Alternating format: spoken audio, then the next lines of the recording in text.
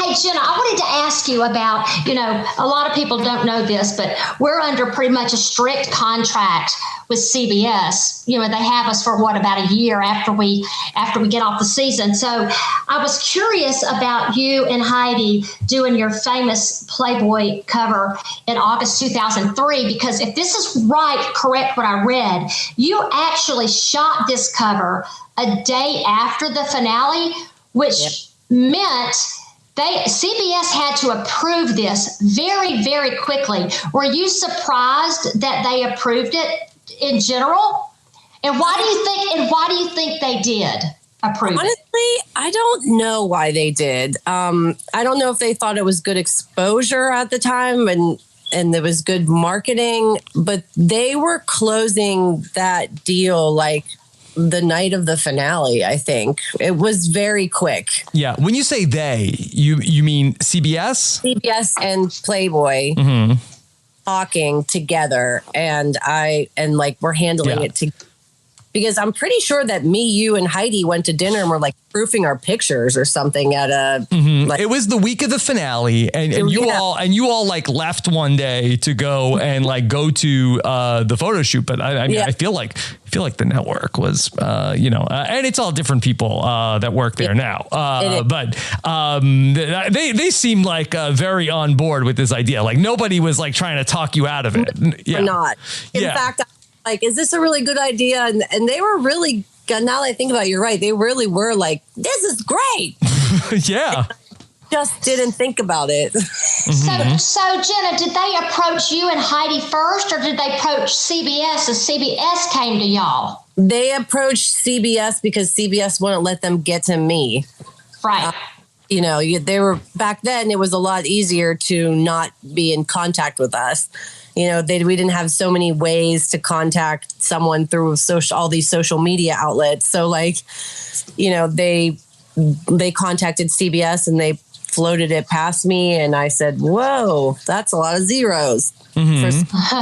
Oops, I'll do it. And then also I did read, and tell me if this is correct, that right before it was to be published, that one of you, either you or Heidi or both of you, had a change of heart before it was published. Is that true? Yes, I did, because my mother was having an issue with it. And she just wasn't understanding that it wasn't going to be some like really outrageous, raunchy thing. And she was like not letting it go. And so I went back to CBS and said, I don't think I can do this. It's not going to work. My mom's just never going to forgive me. And they said, well, if you don't do it, Heidi can't do it. And at that time, Heidi wanted to do it. And I wanted to do it with her. So I kind of was like, oh, I guess I'll go ahead and do it. And so I kind of took the hit on that one. But yes, that was me for sure, not Heidi. And how did your mama deal with it once it came out? And she didn't love it. I don't think she ever kind of warmed up to the idea of it. But what was done is done. Right. That was definitely me. And they were like they had like already built the set. And I think the set was like, they built this artificial jungle in this huge warehouse, and it was like a $200,000 set. And they're like, well, you'd have to pay the set back. And at that time I was like, fine, pay it back. I don't want to do it anymore. Like, it's so easy to say that. Yeah, just give them $200,000 and go away, only. Yeah. But it just didn't happen. And now that I think about it, CBS was kind of like, are you sure you want to back out? There could be legal repercussions, which are probably true because I did sign a contract. But in the end, I don't regret it at all. So.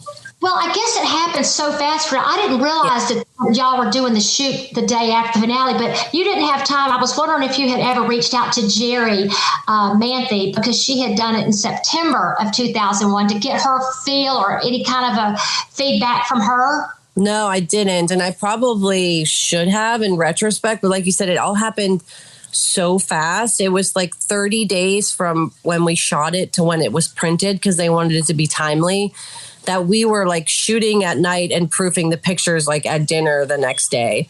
Like, it was very fast. Right. Like it was kind of a whirlwind, to be honest with you.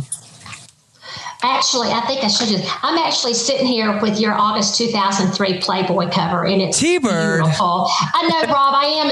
I actually, and they both signed it for me. Now, did you have one, T-Bird, or did you go on eBay? No. I went and bought it when it came out. Oh. I went and bought it when it came out, but like everybody else. Wait, T-Bird, you don't have a subscription, do you? No, I don't. But hey, look, I've been trying to keep this from Glenn, but I'm not sure. I think he's. Okay, I think put it back underneath the mattress. And they both signed it for me too. Oh, so it's beautiful. You look beautiful. It was a really wild experience because they like really pampered us, which is nice. They picked us up in limos. They would get us food like at any moment. At one point I was like, oh, I'd love to have a piece of cheesecake. And like someone literally would go and get it. I was like, this is great. And it was just such a surreal environment. And there was this beautiful giant set with this jungle. And then they're having us pose in it. And then they have some like these poor, like, well, I don't say poor. It probably is a great job, but there were like these PA helping on the set, and there was this one that kept having to adjust these leaves like under my butt, and he like literally I thought the kid was gonna die. His hands were shaking. I was like, dude, it's okay. It's really, he's like, it's fine. He wouldn't look me in the eyes. So unlike the PA that Butch was giving a hard time, it sounds like that was PA Roger. was very happy. Roger was giving a hard time. It sounds like this PA was very happy. He was sunshine. Terrified. Yeah. Either way, I'm pretty sure it doesn't sound like a bad job for an 18-year-old. All right, Jenna, this is a woman thing, and Rob's not going to understand. All right, I'll tell you. You want me to take my headphones off, T-Bird? No, you stay with me. But Nicole, you're not going to ask her if she still has the contact at Playboy, right? No, hey, look, don't laugh. Nicole would understand this question, Rob, but you won't. Sure, Jenna, surely. Here you are. You're getting ready to do now. You beautiful body, you and Heidi, beautiful. But I can't imagine getting ready to take all my clothes off and being, looking as beautiful, as sexy, provocative. And then I'm thinking I'm going to eat a piece of cheesecake before the shoot. I mean, I'd be thinking I can't eat anything until after the shoot, then load it up. Yeah. Yeah. But remember I was 21 back then. I mean, it was just basically like a garbage dumpster of like eating food and drinking booze, like smoking cigarettes and just then running them like a half a marathon. T-Bird, that was kind of their thing. Okay. All right. Hey. All right. Well, like so Bratz doll. Mm-hmm. But I mean, so it wasn't now. I mean, forget it. I'd have to prepare for this for like 6 years. I want to do. All right. So Jenna, that's a great question. I want to ask you now. All right. You're 21. Like you just said, you're eating whatever you want, doing whatever you want. Body's beautiful body. What do you do now in your 40s, early 40s? What kind of a fitness regimen or nutrition do you have? I know you're a pole dancer. I've seen that, and that was pretty impressive. And I know you got to be in shape to do that. But how do you stay in shape now in your early 40s? Honestly, the job I have is I'm on my feet all day. I mean, Rob, like when you're working in a hospital or doctors or ER, there isn't really a lot of sitting down. So I do a lot of wrestling with angry cats and a lot of wrestling with angry dogs. All very good exercise. Mm-hmm. But I mean, honestly, not much because I'm kind of lazy now. It's okay. That's perfectly fine.